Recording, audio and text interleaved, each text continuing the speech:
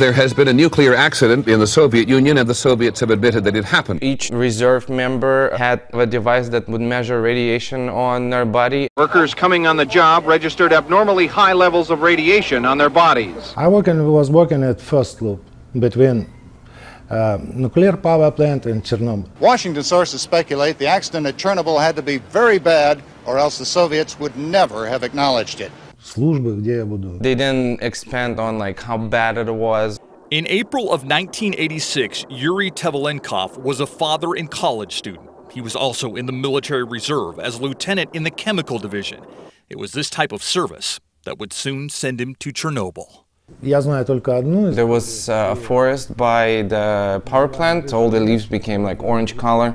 So whenever they were cutting it down, because it was too much radiation exposure on the trees, they would go blind if that dust would get in their eyes. In January of 1987, Yuri went from living more than 300 miles away from the meltdown to being just 2 miles away from the most contaminated structures in the world.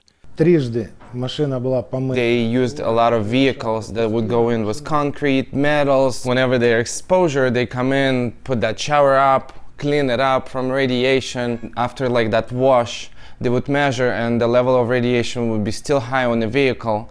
There would be a special cemetery for the vehicles.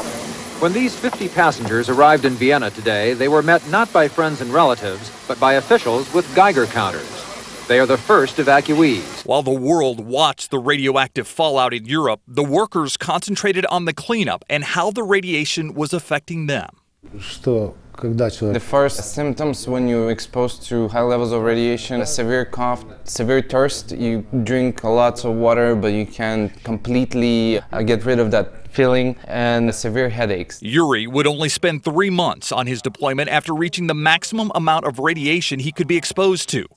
When it was time for Yuri to return home, he wasn't the same person he was before. My dad was an athlete. He played for a university basketball team, and after coming back, as he's saying, he would be fatigued. So still till this day, did not recover completely and fully. Even though Yuri has never been his former self, he has no regrets serving his country when the time came. He would never regret, because if they wouldn't gone there and contained it, the exposure would be much worse to the rest of the country and to the rest of the world. He is a hero. He is a hero in my eyes and in the eyes of the whole country. Is that what you'll tell your son when he's old enough to understand? Yes, I will. Definitely.